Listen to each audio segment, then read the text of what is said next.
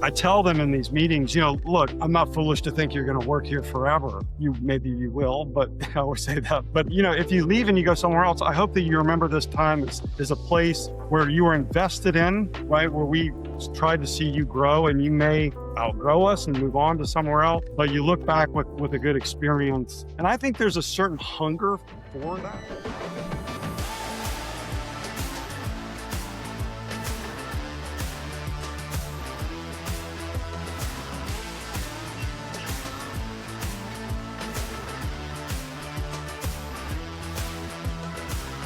Most firms survive, the best ones scale. Welcome to the Managing Partners Podcast, where law firm leaders learn to think bigger. I'm Kevin Daisey. Let's jump in. Hey, everyone. Welcome to another episode of the Managing Partners Podcast. Wherever you are, I appreciate you. And our goal is to get you some good information, learn from our guest here, apply that to your law firm. So excited to have Jon David Huffman on the show today, coming out of Atlanta. We have a mutual friend, Margarita Eberline, with Marketing Boss. She reached out to connect us, and what he has to share today, we have kind of very similar paths as well. So excited to learn directly from Jon David today as well, along with you all. Jon David, welcome to the show. Thank you, Kevin. Excited to be here. Hope to learn something from you as well today. I try to contribute if I can. But yeah, it's all about my guests, and I'm going through business just like everyone that's listening. It never stops. There's always things to work on and improve. And whenever I can share what we're doing that's working, I will 100% do that. And that's why I love this show and doing it. It's my passion is the business side and helping others figure things out. And when you see something work for somebody and they light up about it, that's the best thing we can do. So if you would, sir, introduce yourself. Tell us a little bit about your firm, what you specialize in. Obviously, we have a lot of attorneys that listen, always looking to make those connections. So maybe someone needs a referral partner or someone like yourself in your area. So give us a little background on you and your firm. Sure. So we're in Atlanta, and we have typically what's called a business litigation firm, basically three practice areas that we focus in: business litigation, real estate litigation, and intellectual property. And we tend to have a lot of cases that sort of circle around fraud in those categories. Sometimes it's personal. A lot of times it's within a company or within a real estate investment or within some sort of business transaction. So I always tell people that we tend to find ourselves in complicated, deception-oriented cases for the most part. Interesting. Yeah. I mean, I can see how that would could get interesting, if you will. Keep things exciting, I guess, if you will. Yes. So you're based out of Atlanta. Yes. Tell me a little bit more about your firm. I know you have quite a few lawyers over there. Tell us a little bit about, kind of your staff setup and things like that. Sure. So currently we've got about 40 total people. About half of them are lawyers. Our type of practice, we tend to be much more lawyer heavy than some of the other types of practices like personal injury or immigration, because the lawyers are the ones doing the heavy lifting in the cases. So running about half and half at the moment. Yeah. I mean, that's a good point. I think, I see a lot of, the business firms and kind of their growth strategy is bringing in the lawyers, right? Lawyers bring in the referral sources, their networks, which is definitely different than, divorce or personal injury or your consumer side, where you have a lot more staff, a lot more marketing, and things like that. So I really want to touch on some of the things that you had noted down when you met with my team. And I love kind of how it was broke down, but really kind of your cultural transformation, if you will, and focus on growth, but doing that, having to kind of really put in other systems, training, things like that. But I'm just really interested to kind of see, like, what has this been like for y'all? When did you come about kind of making these changes? What prompted you to do that? And then I just want to know more about what you have done and what you're doing, and we'll just kind of have fun with it from there. Yeah. Well, a couple of years ago, I guess I had sort of an experience, almost like a religious experience, but of course it wasn't. I discovered just a different mindset about life and a growth mindset people talk about. But it was something that was different and new to me, maybe something I wasn't exposed to, or maybe I was exposed to it and it just didn't ever register. But I was at a conference with Crisp. It's a law firm, coaching and marketing company, and I just listened to speaker after speaker. And I had sort of reached a plateau in my own personal life. I had 10 lawyers working for me individually on my team, and it was sort of plateauing and topping out and exhausted. And you sort of hear, you read the business books, and it's a pattern that people fall into. And I was frustrated, but also just didn't think I could really go any further, and was sort of exposed to a different mindset. And that mindset primarily was, focus on your own growth. The hardest person to lead is yourself. Figure out how to do it, and change and grow. And from that point, was sort of a launching pad. I mean, it started slow and just took step after step. And I'm excited about sort of the momentum that I have individually and that we have as a firm, and just the things I'm learning. And, I took the intensity of a litigator and sort of turned it inward to myself, that sort of warrior thinking, or winning competitiveness, and really focused it on how can I grow? How can I get better? What am I not good at? And really trying to embrace the personality traits, not shy away from them. And that's difficult, but necessary if you're going to go beyond where you are.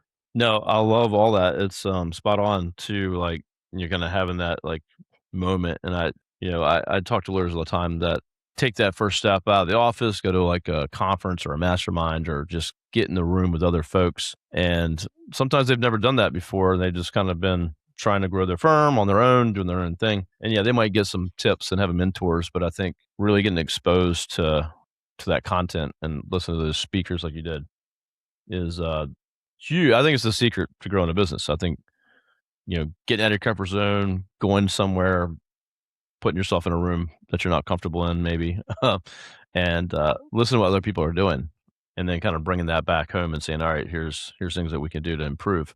So yeah, kudos on that. But it's challenging if you're just sitting in the office by yourself, even if you have a partner or two. Like you're all, you're just trying to think what you think's gonna work, right? You're just, yeah, I read this book and I think we should do this, but nothing beats getting in that room full of people that also want to help you and see you grow too. Everyone's always open to share.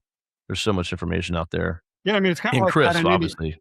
Yeah. Oh, I'm sorry, I didn't mean to cut you off. But I was just going to say, it's kind of like that in any area of life. If you're sort of stuck as a father, we're both fathers, or you're stuck in your marriage, or you're stuck in your friendships or things, you got to get out and get exposure to somebody who's beyond where you're at, because you just don't know what you don't know. And I think embracing that teachability has been something that was important for me.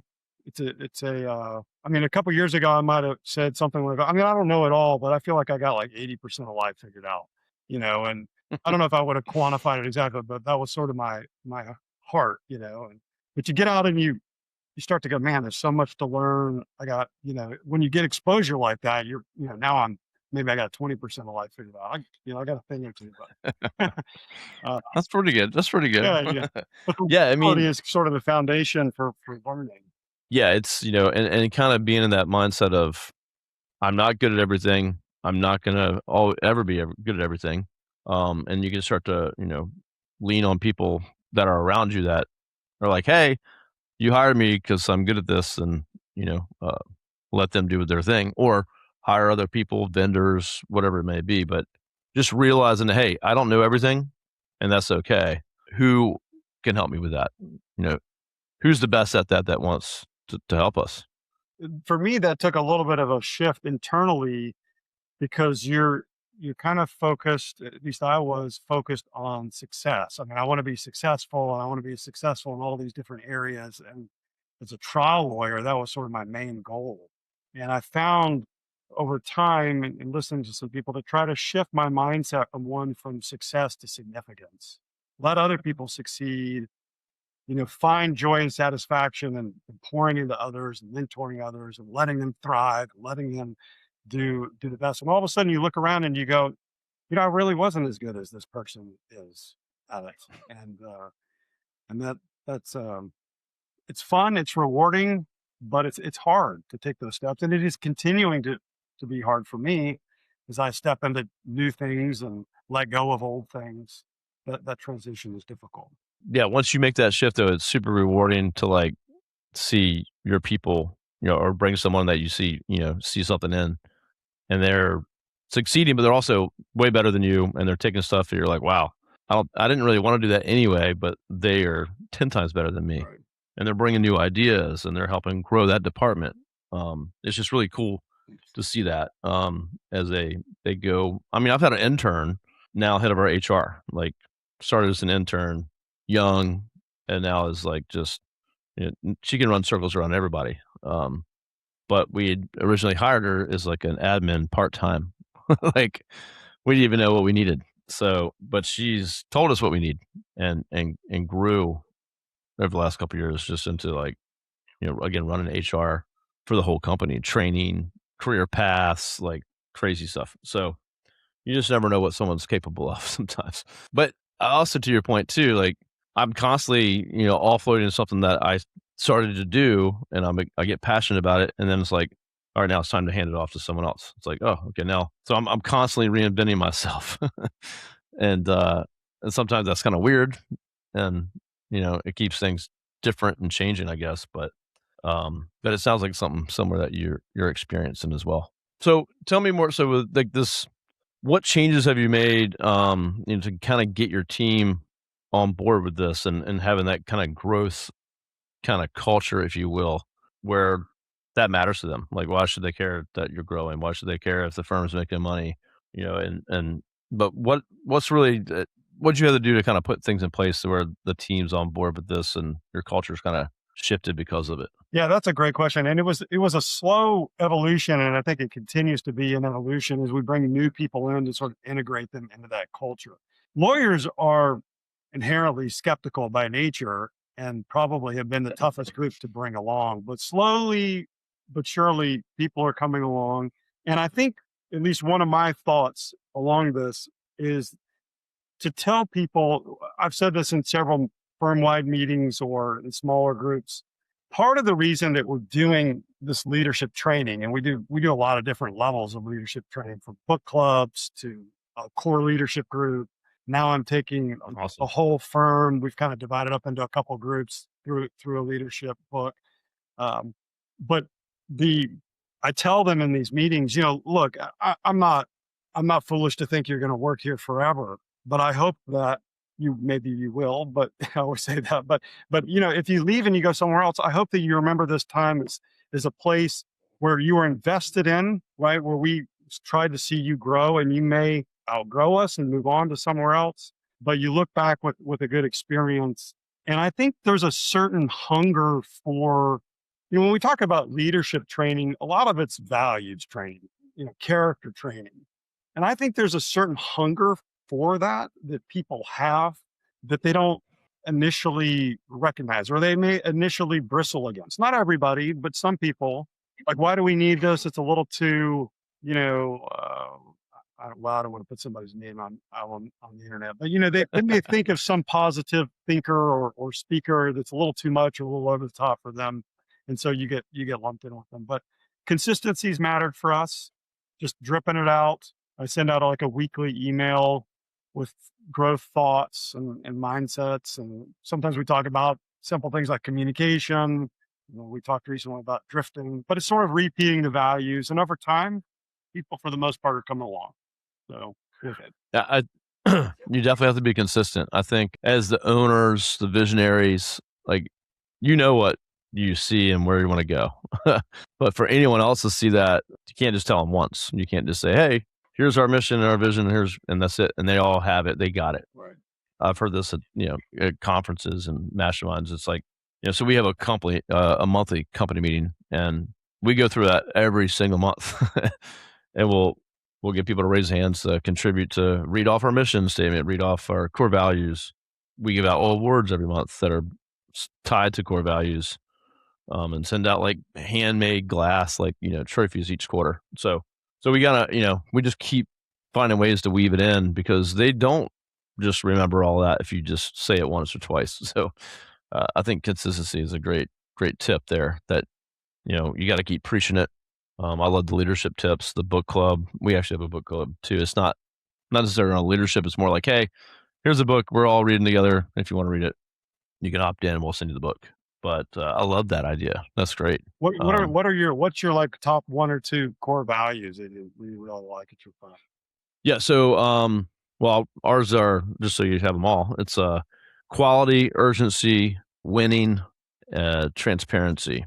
Transparency is number one. Mhm. I think that that's the hardest one for people to get behind naturally. It's also the one that we probably see we see it less often as the other ones. Because like quality is like, hey, John David just, crushed this whatever project. And I can, I've talked about this before, but we have like an internal like gamified system.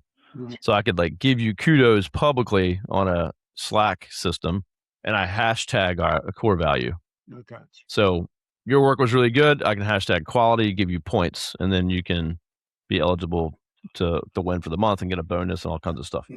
So, and sometimes people have, it might be quality and winning and urgency because you did it quickly and, you had a good mindset about it. So that's kind of how what we do here. But I think transparency is the hardest because say you're a client of mine and we managed your website and we did your marketing. And let's just say your website went down on our servers for an hour on a Sunday at 4 in the morning. We used to, as a company, would be like, oh, that site went down 4 in the morning, Sunday. No one will ever know. Who cares? But our culture now is, hey, John David, to let you know that your site was down for about an hour on Sunday about 4 a.m. It's been resolved. We don't know what the problem was. We're looking into it. Want to let you know. Or this might be, internal, mostly internal stuff. Hey, this person said these things or did these things, and they bring light to it. This client said something very offensive to me or rude. We'll be transparent with our clients too. So I think that's just been the hardest one, especially for younger, newer folks that come on board. To say, no, everything we do here is transparent. And even though it's uncomfortable, we're going to share it and bring it to light. So, I mean, what a great principle, um, because I mean that type of integrity really filters through an organization. I mean, from the top down. When you say that, I remember we had a vendor that miscalculated how much money that we owed them, and our accountant came and caught it. And she said, "Well, what should we do?" And I said, "Well, we should tell them. We should. We owe them money, right? I mean, if it'd be easy in a business just to ignore it or let them try to catch you, but that type of honesty and integrity is, I think, impossible to replace. What it gets you throughout the organization, and loyalty, and other attributes, right? I mean, it's just yeah. so And simple. it's, Just be honest and with people, but it's hard to work out every day. So, well, yeah. Well, our core values have morphed over the years. They've been steady for probably 6 or so years, but we didn't, we had honesty used to be one. Yeah, And I remember we were in a workshop and they're like, honesty, like if you're not honest, you shouldn't even work here. So right. they basically said we had low bar, core values. Transparency really, came out of a few, and that's again, I think that's our biggest one. The other one I didn't mention because I only said four is passion. So passion's another big one. But um, if you're not passionate about what you're doing, obviously you don't want to be here. That's not going to work out. But again, transparency. Go back to that is the toughest one. And we just had a client that we had some issues that we messed up on something, but there was a lot of client issues too. So there's a lot of stuff. So we do this lesson. It's called a lessons learned. So it's like, all right, let's dive through the whole situation and figure out what happened. And without trying to throw anyone on the bus, it's like we just want to see what happened, and then we can report that to the client. Like, hey, Mhm. here's what we found, and then we can go to the people that might have been the problem and say, hey, this is. And then we say, all right, what's the process change? How are we going to fix this? It's usually a process issue or communication issue. But again, I think also it uncovers bad eggs, right? Bad actors. So when you have a culture of transparency, like someone can't just hide in the corner and cause issues and talk behind people's backs or be negative for very long around here, because they're going to get called out real quick. I love that. What a great. I think, I mean, I'm not, this is your show. I don't want you to talk too much, but that's the biggest issue I think with business is like having those, ups and downs, ebbs and flows when you have a bad person in your firm that, you know, damages the culture and takes them down, takes down a lot of people with them. Hey, why do we lose that A player? And you come to find out 2 years later, this one person might have caused a bunch of havoc. So are you in any like ongoing groups or systems? Do you guys run off like like EOS or any kind of framework We run off like there? paper EOS. We don't have a sophisticated software program running it now, but we meet every quarter and come up with our goals for the quarter. We do yearly planning and we do some other planning individually throughout the year. So I love that. So, well, the book Traction's behind my head. yeah, I mention that book often. If you just open that book, anyone listening, open Traction, the book, get the book Traction. But what John David was just saying, like there's predefined meetings and touch points, goals setting, quarterly meetings. You have to be doing this stuff. Even if you're a solo, you know, grab your spouse or somebody, or by yourself, go sit down and just have the time to think about these things. I think a lot of lawyers that listen to the show, if they're small or starting out or solo, like thinking they have to have a big team or whatever to justify some of these things. yeah, they should be. But If you're solo starting out, you should have networking goals and how many lunches you're going to go to and how many events you're going to go to and what other activities you 100%. do in order to build your firm. How many hours you're going to bill or how many whatever actions you're going to take if you're in contingency practice to move the ball forward. Yeah. Well, yeah, because the work's always going to be there. You're going to be busy. Like you have to focus on those things if you want to grow. And hopefully, if you're listening to the show, you want to grow at least to some extent. You don't have to be John and David's size or my size or whatever. But if you're 5 people, you need good systems. If you're 100 people, you need good systems, and you need those things in place. So, what's some what's some books or maybe your book club's done recently, or some of your top ones that have been helpful to you all? So I love John Maxwell's resources. 21 laws, 21 irrefutable laws of leadership is a great one. We're actually going through his 15 laws of growth right now in our book club. So Nice. there's a reason he's the number one guy and out there. So I love his stuff. Personal development. I love the classics. I also love the Miracle Morning book, which is by Okay. Yeah. which sort of talks about 6 things that all successful people do in the mornings. I think getting your morning right is very important, and getting your mind. Great book. Great guy too. I feel like me and him have been friends on Facebook for many years. Oh yeah, But The Miracle Morning is a great book. Great book. that was one of the first books I read, sort of on my journey and set my course. So those are some of the authors. Yeah. I used to not be a morning person. Now I can't sleep past like 6 in the morning. But there's a lot to that. If you can't get your crap together in the morning, then how's the day gonna go, right? So I think there's a lot to that Yeah. for sure. What's the future look like?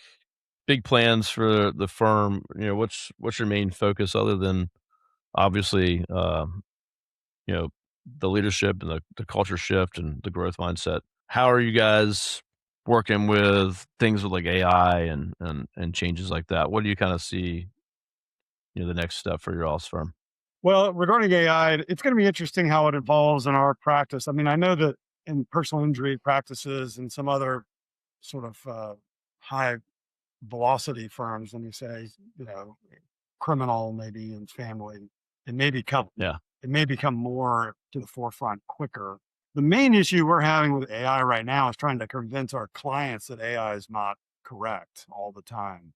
That's the main issue. So it's causing the cases to be more complex and sometimes expensive for our clients, and the waiving attorney-client privilege by putting information into AI. But I imagine it's going to make things cheaper over time. We have started to use it for drafting some documents, drafting some discovery requests, things of that nature. Our cases tend to be very customized, so I know we'll probably be later adopters in our space, and that seems to be true of all the different firms I've talked to regarding AI. Yeah. Yeah. No. I will say, I talk to more B2C consumer side firms, for sure. Just seems to be who I talk to the most. But a lot of the things that are kind of repetitive, intake too, and client experience and updates, communication. So I definitely, there's some application out there for sure, but I haven't really talked to many, folks in your type of practice and how they're leveraging and using it. But also, yeah, how it can make things more complex. If your clients are using AI, and they put stuff out there. I know in divorce it can be definitely a big issue. So Yeah, I mean they'll use it to draft long emails and correspondence and giving us direction, and then we're having to sort of unwind that often, and so it's an educational process for us at the moment. Certainly different I than what mean, we even a year ago. I mean, I don't even know if we had any clients doing it a year ago, and now it's seemingly a very large, maybe not the majority, but a large percentage. we've had a couple clients that literally just, again, we do marketing for these clients, like, so, we'll get, like, these ChatGPT, like, responses, emails, like you're saying, that's like, but they won't even look at the stuff that we sent them or reviewed, and they just send us all this stuff, and it's like, and then we'll respond back to that, and they'll respond back with clearly another ChatGPT response, and it's like they're not even paying attention to what's going on. So Yep, that so I your can experience, you I can relate. experience, yeah. Yeah, listen, people, use AI. There's a lot of application for it, but don't want it to be your default to like everything. What is maybe a good final tip you'd give to again, maybe a solo or maybe a lawyer that's on the edge, getting ready to go start their own firm in 2026?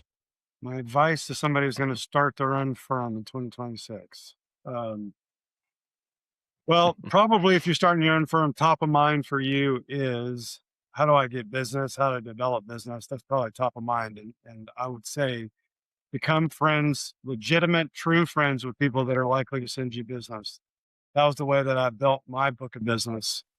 And I think you do that by trying to add value to them as much as you can, as often as you can. And if I had a parting thought with, for everybody, no matter where they're at, I would let's just all add value to others more. I mean, we all are leaders in some capacity because we all have influence over other people, whether it's our family or friends or firm, with or without a title. And one of our core values is to add value to every client. And I try to come to work and go about my life asking a question: who am I going to add value to today? How can I add value to them? And live in that way. So that would be my parting advice. That is great advice. No, I love that. I think, and then what you said too about, if you're starting out and getting in, just you need business. Yeah, being authentic is kind of, Absolutely. a way you saying what you said is not just going out to try to walk around and get referrals, but truly under listening, trying to see how you can add value, making friends.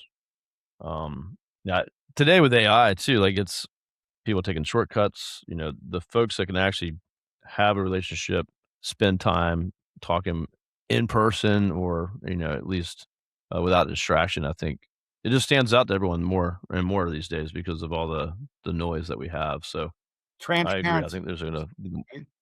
Transparency. transparency. Yes. Yeah, that's right. Yeah, for sure. Yeah. If you need a lot of leads, call me. But I talk about this all the time. Like if you're a firm starting out and you need leads, you can hire agencies or marketing people, whatever.